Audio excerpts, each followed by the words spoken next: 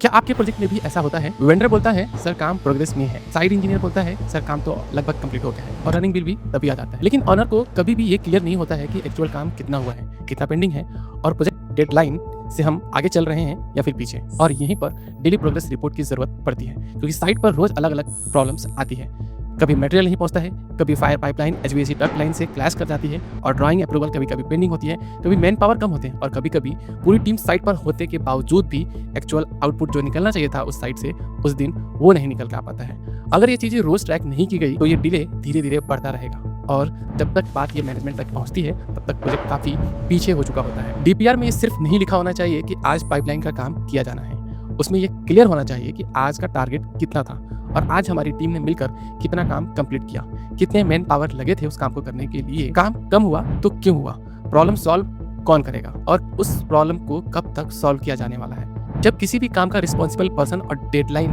Define होता है तो मैनेजमेंट को एक्शन लेना पता होता है। किसी भी ऑनर के लिए डीपीआर का मतलब है पेमेंट के अगेंस्ट एक्चुअल प्रोग्रेस दिखाई देना। प्रोजेक्ट मैनेजर के लिए डिले उसी दिन आइडेंटिफाई होना चाहिए क्योंकि मटेरियल साइट पर आ जाना सिर्फ प्रोग्रेस नहीं होता है और किसी भी प्रोजेक्ट पे ये सुनना कि लगभग कंप्लीट है ये कोई मेजरेबल पैरामीटर नहीं है।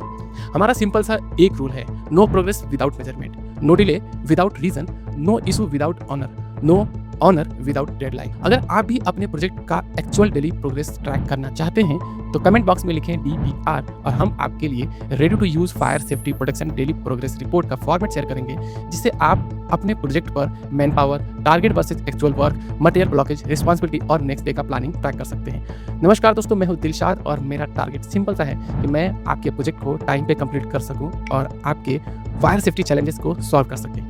सो अगर आप हमारे चैनल पे नए हैं तो चैनल को सब्सक्राइब कीजिए और अपने उन दोस्तों के साथ जरूर शेयर कीजिए जो अपने प्रॉपर्टी को फायर सेफ करने की कोशिश कर रहे हैं। Thank you.